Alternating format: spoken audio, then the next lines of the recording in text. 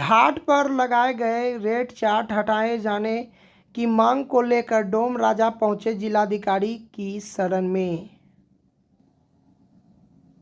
अंतिम संस्कार के दौरान भागलपुर के विभिन्न गंगा घाटों पर मुख्य अग्नि देने के दौरान घाट पर रहने वाले डोम राजा के द्वारा अंतिम संस्कार के लिए परिजनों से नजराने के रूप में ज़्यादा पैसा मांगे जाने की लगातार मिल रही शिकायतों को दूर करने के लिए नगर निगम प्रशासन के द्वारा सभी घाटों पर अंतिम संस्कार और के लिए रेड चार्ट लगा दिया गया है और रेड चार्ट के अनुसार अब डोम राजा अंतिम संस्कार करने वालों से 500 रुपया से 1100 रुपया तक ही ले सकते हैं, जिसके बाद भागलपुर के घाट पर रहने वाले डोम राजाओं में काफ़ी आक्रोश का माहौल देखा जा रहा है और काफ़ी संख्या में घाट पर रहने वाले लोग रेड चार्ट वापस किए जाने की और मांगों और को लेकर भागलपुर जिलाधिकारी सुब्रत कुमार सेन के कार्यालय पहुंच और उनसे घाट पर लगाए जाने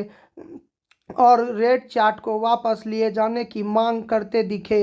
इस दौरान प्रदर्शन का नेतृत्व कर रहे हरी मलिक और नीलम देवी ने बताया कि वे सभी पिछले 7 पुश्तों से घाट पर रहकर अपने परिवार का भरण पोषण करते हैं और अंतिम संस्कार के लिए घाट पर पहुंचने और वाले बहुत लोग ऐसे भी होते हैं जो उनको नजराने के रूप में कुछ भी नहीं देते हैं, लेकिन जिस तरह से बोर्ड लगा दिया गया है उनसे और भी उन लोगों को काफ़ी परेशानियों का सामना करना पड़ सकता है। हरी मलिक ने यह भी बताया कि घाट पर रहने वाले सभी लोगों से आधार कार्ड और वोटर कार्ड जिला प्रशासन के द्वारा यह कहकर और लिया गया था और कि उन सभी को 3 डिसमिल और ज़मीन बसने के लिए दिया जाएगा और लेकिन काफ़ी समय बीत जाने के बावजूद भी अब तक उन्हें और ज़मीन भी मुहैया नहीं कराया गया है।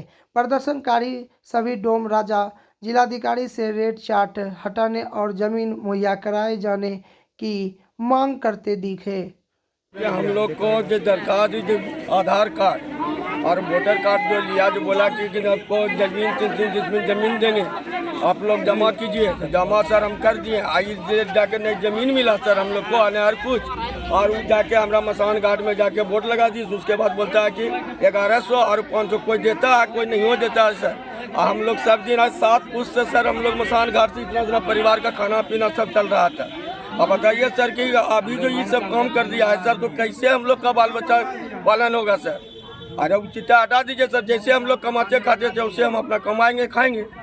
हम मांग तांग के खाते सर, आई जबरदस्ती जाके कह दिया कि 3 डिसमिल जमीन दिया। हम लोग नहीं पढ़े नहीं लिखे कुछ नहीं है। कौन गया था? यहाँ से गया था नगर याहू का आदमी कर्मचारी गया, सिटी मैनेजर गया था। अच्छा, तो आज कहाँ है आप लोग? हम लोग वही मसाने घाट में है सर। अभी यहाँ डीएम साहब के पास आए हैं। क्या संभावना मिला है यहाँ तो अभी गए हुए हैं भीतर, आएंगे आदमी तभी ना कुछ बताएंगे। क्या नाम हुआ आपका? हमारा नाम हुआ हरी मलिक। ठीक। कहाँ है क्या? हम लोग बरारी मसान घाट से आए हैं। कथी ले लो छो यहाँ? कथी ले हमरा लोग के मसान घाट में गेले को कल के कि तोरा लोग 3 डिसमिल जमीन मिलते, तोरा लोग इंदिरा आवास पास करेबे, हमरा लोग का पढ़ लो न लिख लो, आधार कार्ड जमा करबे के और कुंची जमा करबे के। अब मसान घाट में यहाँ फीस करवा दिल के 1100 टका आ 500 कोई दे छे कोई नहीं दे छे, फ्रीओ सेवा हो छे। सुन बोला कोई दे छे बाबू कोई नहीं दे छे, हमरा लोग फ्रीओ सेवा करे छी और दे वाला तो देबे करे छी। कौन चीज तो चाहे छो? की चाहे हमरा लोग चिट्ठा हटा दे, जैसे कमे खा रहियो से कमेबे खेबे, हमरा लोग मांगे चंगी के हमरा लोग के वहां कमे छे। हम के फिक्स केना होले बाबू? हमरा सब के वही कमे छे बाबू। लवा दे पर हम ले छी भैंस ले छी सब घाट से सागर घाट में। कहां ले छो आज? डीएम के पास की लेकिन वही में देना चाहिए। की नाम हो रहा? नीलम देवी। ठीक। 2 महिलाओं के बीच हुए विवाद में एक महिला के पुत्र ने दूसरे महिला को मारी गोली। गंभीर रूप से घायल महिला को इलाज के लिए भागलपुर के मायागंज अस्पताल में भर्ती कराया गया। भागलपुर के पुलिस जिला नवगछिया के गोपालपुर थाना क्षेत्र के बहुचाई गांव गोगुल 2 महिलाओं के बीच और विवाद हो गया और देखते ही देखते विवाद ने विकराल रूप धारण कर लिया और एक महिला की पुत्र ने दूसरे महिला और उसके परिजनों पर आंधून और फायरिंग कर दी और गोलीबारी की घटना में एक महिला गंभीर रूप से घायल हो गई, जिससे इलाज के लिए भागलपुर के मायागंज अस्पताल में भर्ती कराया गया है। घटना के बाबत बताया जा रहा है कि और विनोद मंडल की पत्नी सविता देवी और रमेश मंडल की पत्नी और वर्षा देवी के बीच किसी बात को लेकर विवाद हो गया और देखते ही देखते विवाद ने विकराल रूप धारण कर लिया। और घटना के बाबत सविता देवी विनोद मंडल ने बताया कि उनके पत्नी और वर्षा देवी के बीच विवाद हुआ, जिसके बाद वर्षा देवी का पुत्र अभिमन्यु कुमार द्वारा अवैध हथियार से अंधाधुंध और फायरिंग किया गया और जिससे का उसकी पत्नी सविता देवी गंभीर रूप से घायल हो गई। घटना के बाद सविता देवी के परिजनों ने अभिमन्यु को हथियार के साथ और पकड़कर पुलिस के हवाले कर दिया। पहले भी लड़ाई हुआ था, हमारे भाभी भी मारा था, उन्हें जोर से मारा था, पीठ उठ सब फाड़ दिया था। कौन? रमेश ने। अब मारा उसका लड़का ने गोली हमारे पत्नी को। क्या नाम है उसका अभिमन्यु नाम है। पत्नी का? पत्नी का वर्षा देवी। किसका? हमारा पत्नी का नाम क्या है जिसको गोली लगा? गोली सविता के नाम। पति का नाम? पति हम वीरेंद्र हम। आपकी पत्नी है? घर घर बचाई। अच्छा, कैसे क्या घटना क्या हुआ वहाँ पर ये बताइए। कोई बच्चे उच्चे उधर को कागज उगज गिर दिया है। 2 बजे में वो गाली गुलाम देना चालू कर दिया। 5 बजे से गाली शुरू कर दिया हमने देने। अच्छा, गाली देते देते देते बस जलाने जात होता ही है, बस दोनों बगल सोने लगा। पहले से भी कोई विवाद था? पहले हुआ था जब भी तो भाभी को मारा था। किसको मारा था? हमारे वर्षा देवी को मारा था। अच्छा, भाभी जो हमारा हुआ। अच्छा, क्यों मारा था? ऐसी बकरी के विषय में हुआ था, उसे जब मारा था। अच्छा, और किसको मारा? बस उसे मारा था, उसे बचाने गया बस। तो क्या क्यों मारा था? मारा क्यों था? मारा वही बकरी देख बताया जो खाना खा गया था, इस वजह से वर्षा देवी उससे हुआ। तो ये अभिमन्यु जो है क्या करता है? अभिमन्यु ऐसे खेती गृहस्थी करता है। जैसे सुने में बंदूक का तस्करी करता है। वो तो उसका पिताजी करता है। क्या हथियार बनाता है, सबको सप्लाई करता है घर से। क्या नाम है उसका? रमेश नाम है। कितना गोली मारा है आपकी पत्नी को? 1 गोली मारा जांग में। कितना गोली चला है? गोली तो 4-5 गोली चलाया। अच्छा, पकड़ा गया? एक को मारा मेरे भैया को पिंटू का, उसका भी कंपट्टी को निकल गया। तो कितने लोग इसी बगल से निकल गया, वो छीप लिया। कितने लोग मिलके आए थे आपकी पत्नी को मारने के लिए? वही 3 ही जने हैं। कौन कौन? कोई पकड़ाया भी है? वो वाला है ना, हम सब ऐसे खाली है। कौन कौन? कोई पकड़ाया भी है? अभिमन्यु, उसका वर्षा। कोई अच्छा, पकड़ाया भी है? हाँ, पकड़ के उसे हाथ हम पकड़ के थाना में दे दिया। आपका नाम? वीरेंद्र मंडल। भाजपा नेताओं कार्यकर्ताओं ने शहर के भगत सिंह चौक से कमिश्नर ऑफिस तक प्रतिरोध मार्च निकाला।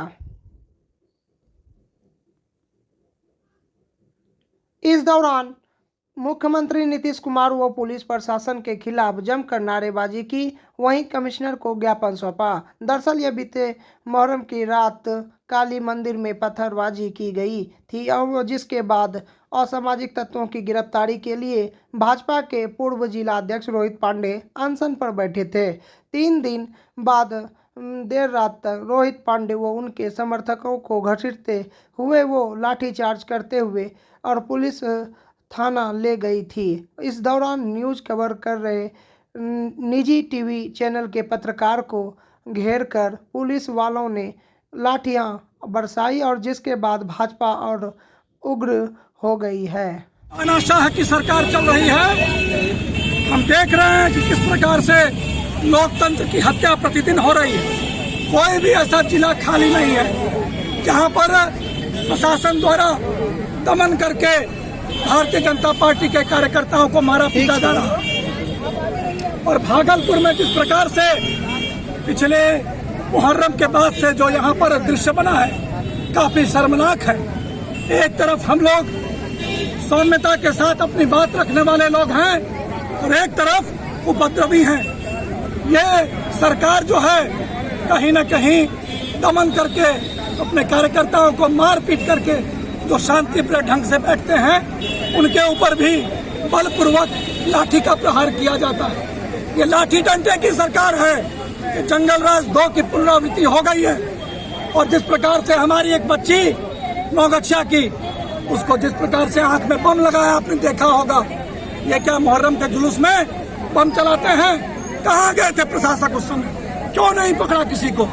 और आज हमारे माँ बुलिया काली परबत्ती में खुलेआम वहाँ तोड़फोड़ किया जाता है, कोई देखने वाला नहीं है। क्या जिला प्रशासन का दायित्व नहीं बनता है? या आप किस प्रेशर में हैं? क्या नीतीश जी ने आपको मना किया है ऐसे उपद्रवियों को पकड़ने से? कान खोल करके सुन लीजिए, हम लोग डरने वालों में से नहीं हैं। खून का एक एक कतरा बिहार की इस पावन धरती के लिए लगा देंगे, लेकिन आपके लाठी डंडे से डरने वाले नहीं हैं। भारतीय जनता पार्टी का कार्यकर्ता अपने अध्यक्ष के नेतृत्व में हमेशा खड़ा रहता है, चाहे वो जिला के हमारे अध्यक्ष हों, हमारे प्रदेश के अध्यक्ष सम्राट चौधरी जी हों। मैं आपको बताने आया हूँ, कमिश्नर साहब के सामने बात रखने आया हूँ। जिस प्रकार की घटना यहाँ घटी है ये बहुत लोमहर्षक है, इसकी जांच होनी चाहिए। आप पत्रकार मित्रों के ऊपर लाठीचार्ज होता है, ये क्या चलेगा? चौथे स्तंभ के ऊपर जिस प्रकार से लाठीचार्ज किया गया है, इसकी तीव्र निंदा भारतीय जनता पार्टी करती है। और इसकी लड़ाई जहाँ तक लड़नी पड़ेगी हम लोग लड़ेंगे। आपका साथ चाहिए और आपके साथ के साथ हम लोग भागलपुर के विकास के लिए, सर्वांगीण विकास के लिए तत्पर रहते हैं। बीजेपी के प्रदेश अध्यक्ष सम्राट चौधरी के निर्देश पर चोटिल पत्रकार से सदर अस्पताल में मिलने पहुंचे बीजेपी नेता। भागलपुर के कचहरी चौक पर अनशन पर बैठे बीजेपी के पूर्व जिला अध्यक्ष रोहित पांडे को अनशन से उठाने पहुंची पुलिस के द्वारा देर रात जमकर लाठी चलाया गया। इस मामले को लेकर बीजेपी प्रदेश अध्यक्ष सम्राट चौधरी के निर्देश पर पूर्व एमएलसी रजनीश कुमार भागलपुर पहुंचे और उन्होंने सबसे पहले लाठी चार्ज में घायल हुए पत्रकार से सदर अस्पताल में मुलाकात कर उनका हाल चाल जाना। वहीं पूर्व जिला अध्यक्ष रोहित पांडे से बातचीत की और पूर्व एमएलसी ने सरकार और जिला प्रशासन पर जमकर निशाना साधा है और उन्होंने कहा कि उपद्रव फैलाने वाले लोगों को प्रशासन गिरफ्तार नहीं कर रही है। वहां शांतिपूर्वक उपद्रवियों की गिरफ्तारी की मांग कर रहे हैं। अनशनकारियों पर पुलिस लाठीचार्ज करती है और अनशन पर बैठे लोगों पर ही मामला भी दर्ज करती है। अगर आरोपियों की गिरफ्तारी जल्द नहीं की जाती है तो इसके लिए पार्टी की ओर से आंदोलन किया जाएगा।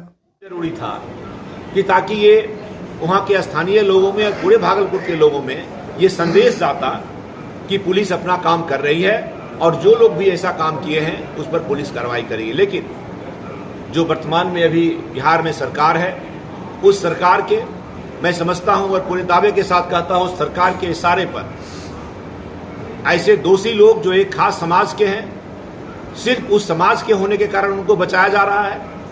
और रोहित पांडे अगर इस बात की मांग कर रहे हैं तो उन पर आज केस हुआ। इनके साथ दर्जनों लोग जो धरना पर बैठे हुए थे शांतिपूर्वक तरीके से, उन पर केस हुआ है। पुलिस ने इनको बेल दिया है थाने से, तब जाकर के आज यहाँ बैठे हुए हैं मेरे बगल में।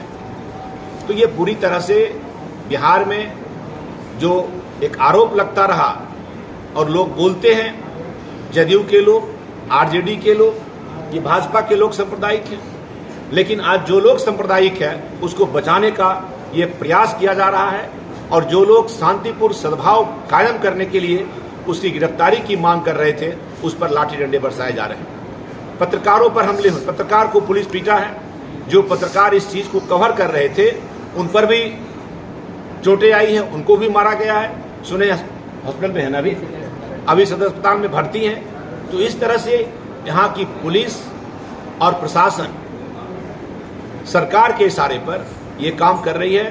भारतीय जनता पार्टी के हमारे प्रदेश अध्यक्ष ने इसे संज्ञान में लिया है और मैं यहाँ आकर के अपने पार्टी के जिला अध्यक्ष और श्रीमान रोहित जी से बात करके, और हमने यहाँ कहा है कि इस अनशन को आप तोड़िए। हालांकि अभी भी वो इस अनशन पर हैं, कल इसको वो शांतिपूर्ण तरीके से इस अनशन को समाप्त करेंगे। लेकिन हमारी यह मांग रहेगी कि इसमें जो लोग संलिप्त हैं, 29 तारीख को जो उस मंदिर पर जो हुआ है घटना, रोड़ेबाजी और हमला हुआ है, गेट तोड़ा गया है, उसमें जो संलिप्त लोग हैं उसकी अविलंब गिरफ्तारी हो, और अगर ये गिरफ्तारी नहीं होती है तो आज रोहित पांडे बैठे हैं अनशन पर। अब पूरी भारतीय जनता पार्टी के कार्यकर्ता और यहाँ के जो लोग हैं जिनके आस्था के साथ खिलवाड़ हुआ है, जिनके इस बात को भरोसा था जिनको कि अगर ऐसा कोई कार्रवाई होता है तो पुलिस तत्परता से कार्रवाई करेगी। अर्पणनामा कर धर्म की आड़ में धड़ल्ले से मोटी रकम लेकर जमींदार करते हैं जमीन बिक्री का बड़ा खेल। भागलपुर से एक अहम खबर, जहां अर्पणनामा के बावजूद धर्म के आड़ में धड़ल्ले से मोटी रकम लेकर जमींदार जमीन बिक्री का एक बड़ा खेल संबंधित प्रशासन के सामने करता है। मामला भागलपुर जिले के नाथनगर अंचल के महाशय डोरी का है, जहां जमीन को शीलिंग एक्ट आदि अधिग्रहण से बचने के लिए सरकार को आंख में धूल झोंक कर 1930 ईस्वी में स्वर्गीय तारकनाथ घोष के नाम से अमरनाथ घोष ने एक निजी धार्मिक महाशय डोरी तारकनाथ घोष ट्रस्ट निज धार्मिक से एक अर्पणनामा बनाकर करीब 600 एकड़ जमीन 7 मौजा में दान कर दिया। अर्पणनामा के बावजूद स्वर्गीय तारकनाथ घोष ने मोटी रकम लेकर 40 के दशक से उक्त जमीन की रजिस्ट्री करना शुरू कर दिए। वहीं स्वर्गीय तारकनाथ घोष के एक फरीक स्वर्गीय रविंद्रनाथ घोष ने जब 1999 में दीवानी वाद दायर किया तो सिविल कोर्ट भागलपुर ने उक्त जमीन के खरीद बिक्री पर रोक लगा दी। तब स्वर्गीय तारकनाथ घोष ने और निबंधित एकरारनामा एक स्टाम्प पर मोटी रकम लेकर उक्त जमीन को बेचना शुरू किया। वहीं अब स्वर्गीय तारकनाथ घोष के वारिस मुक्ता घोष ने जमीन को बेचने के उद्देश्य से एक षड्यंत्र के तहत संबंधित प्रशासनिक अधिकारी की मिलीभगत से उक्त जमीन को अतिक्रमण करा देकर बेचे गए और निबंधित जमीन को प्रशासन के सहयोग से खाली कराया और अब उक्त जमीन को तारकनाथ घोष के वारिसान मुक्ता घोष ने फिर से उसी जमीन को मोटी रकम लेकर और निबंधित एकरारनामा के द्वारा बिक्री करेंगे, यानी धर्म के नाम पर मोटी रकम लेकर एक बहुत बड़ा खेल करेंगे। वहीं उक्त जमीन संबंधित मामले में एक पीड़ित लड्डू सा विगत कई दिनों से परेशानी में है। क्या मामला? मामला कोर्ट में चला था डीसी रार के यहाँ, ठीक है। तो डीसी रार के यहाँ माल मटेरियल दे करके वो अपने पक्ष में आदेश ले लिया। उसके बाद हमको कोई खबर, कल हमको जो है नोटिस करीब 3 बजे दिया 1 तारीख को, और 2 तारीख को 15 मिनट का समय दिया कि तुम मकान खाली करो, 15 मिनट के अंदर में खाली करो। हम बोले हम कोर्ट में हैं, हम आते हैं, कम से कम 2, 4, 5, 10 दिन का समय दीजिए, हम अपना सामान लेके कहाँ जाएंगे। तो बोला कि नहीं 15 मिनट से चलिए। 15 मिनट तो पानी पीने में आदमी को लगता है एक बोतल। मामला क्या था? खाली करवा रहा खाली करवा रहा था कि उस ज़मीन को हम खरीदे हैं। उसका बाप जो है आलोकनाथ घोष ने हमको बेचा है, बेचा है करीब 2099 में, हाँ 1999 में 1999 में बेचा है। और हम खरीदे, और हम क्या 500 आदमी खरीदा है। बगल में एक तो है गुप्ता जी, वो भी खरीदे, उसके बगल में एक तो मंडली, वो भी खरीदे हैं, सब मकाने खरीदे हैं। और स्कूल के महाशय दौड़ी स्कूल के पीछे जितना ज़मीन है सब बिक्री हुआ है, सब खरीदा, सब मकान बनाया है। 500 आदमी जो है नीचे में ज़मीन खरीद के सब मकान बनाया है। सबको जो है स्टाम्प पेपर पर लिख के दिया है कि मंदिर झरझर हो रहा है, उसको मरम्मत है, लेकिन सब पी करके खा करके ख़त्म कर दिया वो लोग पैसा। हुआ क्या? और अभी जो है फिर उसकी बेटी जो है मुक्ता घोष, वो हमको बोल रही थी कि तुम इतना रुपया दो, हमसे रजिस्ट्री करवाओ। कल तुम्हारा पिताजी पैसा ले चुका है, लिख दिया, तो फिर तुमको क्या? बोला कि नहीं हमसे भी लिखवाना पड़ेगा। इसलिए तब तुम आज लिखो, फिर 2 दिन के बाद तुम्हारी माँ कहेगा कि हमसे भी लिखवाओ, तब उससे भी लिखवा, फिर उसका बेटा कहेगा हमसे भी लिखवा, फिर उसको बता दे।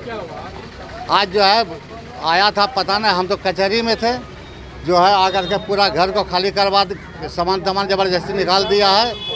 सीओ थी और थाना का था, ये सब आकर के पूरा सामान सब बाहर कर दिया है, घर में सील कर दिया है। आपके साथ ऐसा किया कि 500 घर वाले के किया है? जो नहीं, सिर्फ एक करके वो करेगा, वो जो है एक करके करेगा। और को भी नोटिस भेजा है, नोटिस जो है एक कार्तिक चटर्जी है उसको भी भेजा था, एक कपिल मास्टर है उनको भी भेजा था, नीचे में भी नोटिस। हाँ, ये जो है कोर्ट में बात संख्या 317 टाइटल सूट में लंबित है, केस वहाँ फाइनल किया हुआ है। 28 को तारीख था, फिर अगला तारीख कब है वो पूछने के बाद में पता चलेगा।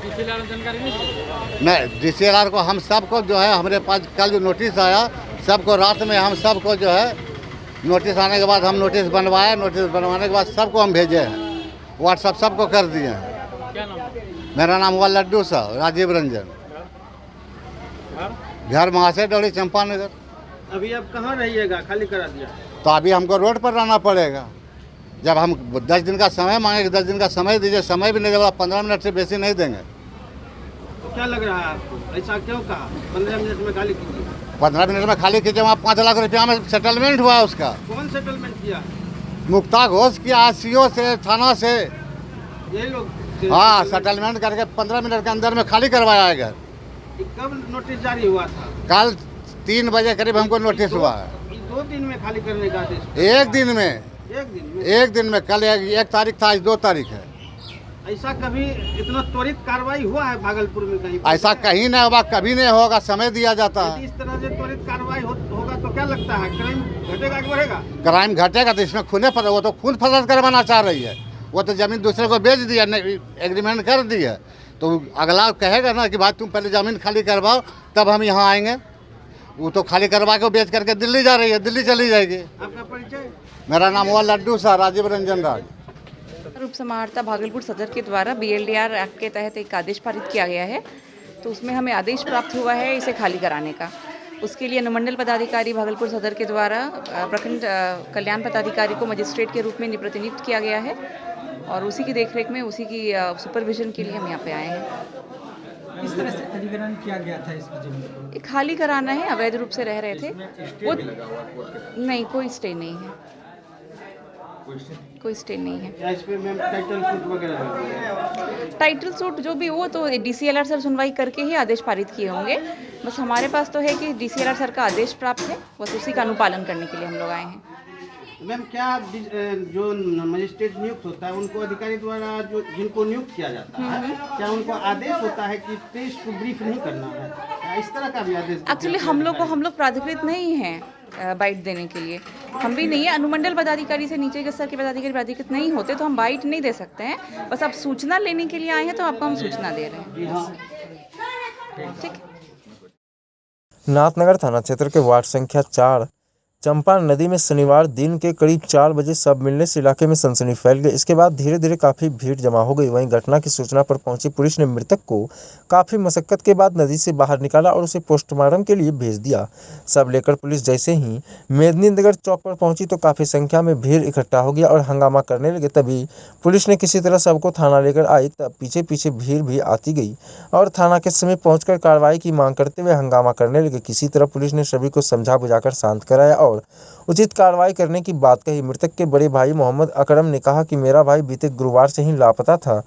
वह पावर लूम चलाकर अपना भरण पोषण करते थे। उसके 4 बच्चे थे और उसका किसी से कोई दुश्मनी भी नहीं था। गुरुवार दोपहर वह घर से खाना खाकर निकला तो फिर घर वापस नहीं आया। परिवार वालों को लगा कि वह काम पर गया होगा। जब समय पर घर नहीं आया तो उसकी काफ़ी खोजबीन की गई, लेकिन वह कहीं नहीं मिला। मामले को लेकर नाथनगर थानाध्यक्ष मोहम्मद महताब खान ने बताया कि चंपा नदी में एक शव मिला है, जिसकी शिनाख्त मोहम्मद इम्तियाज के रूप में हो गई है। शव को पोस्टमार्टम के लिए भेज दिया गया है। पोस्टमार्टम रिपोर्ट के बाद केस दर्ज किया जाएगा। पहचान हुआ? तो लुंगी से अभी तक पहचाने हैं। अच्छा। बाकी अभी सामने ना आया। मैं लुंगी हमारा घरे का है। अच्छा। शर्ट भी हमको लगता है मेरे घरे का है। क्या नाम है उसका? इम्तियाज नाम है। कब से लापता?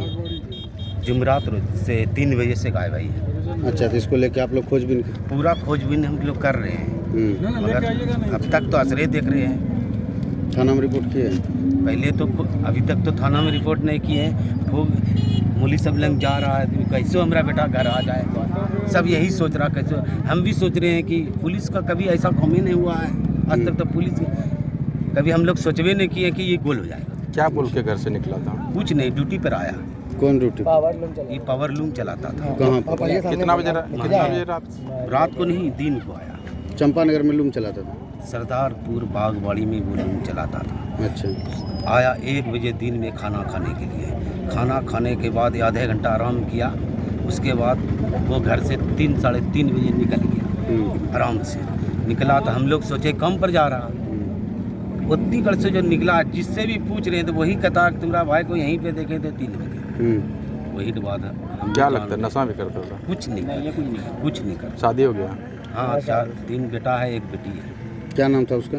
इसका मोहम्मद इम्तियाज बोले तो। आपका क्या नाम है? मोहम्मद अकरम। आप कौन है उसका? उसका भाई है। कितना भाई था टोटल? 4 भाई। कितना नंबर? क्या नंबर पर? ये मेरे से छोटा था। क्या नंबर? 3 में हम है, चौथा सबसे छोटा था वही? नहीं, सबसे छोटा नहीं है, तीसरा इसके नंबर बाद से लड़का मिला, सजला होगा। किसी से झगड़ा, कोई एकदम शरीफ लड़का है, बहुत सीधा लड़का है। घर से कहाँ घर है उसका? घर बोले तो सरदारपुर बागवाड़ी। दंडाधिकारी के खिलाफ अधिवक्ताओं ने खोला मोर्चा, जिला विधिक संघ के सभागार में किया आम सभा, कोर्ट का बहिष्कार।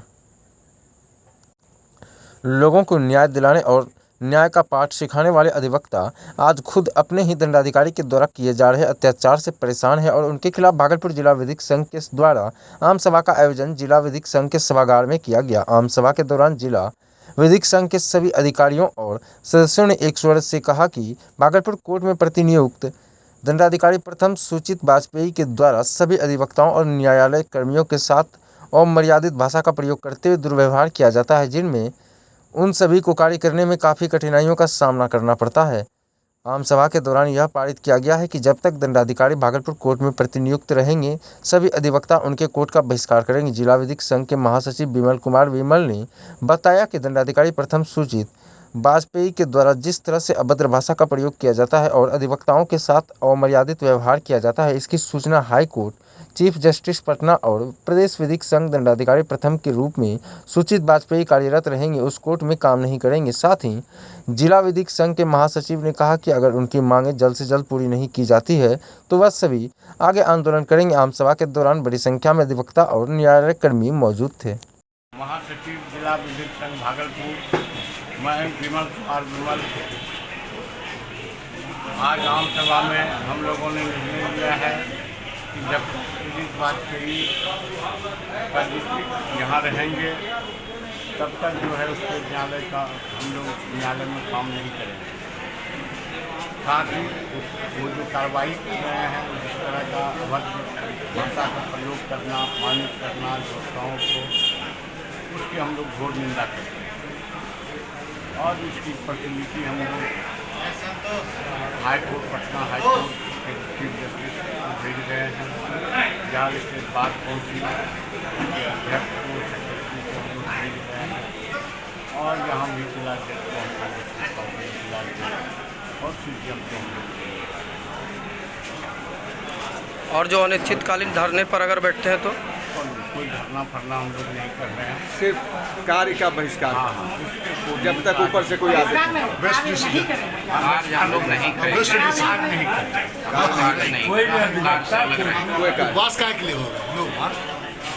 कार्य नहीं करेंगे। हाँ ठीक है, जब तुम रहे। मैं विमल कुमार विमल, महासचिव जिला विधिक संघ भागलपुर।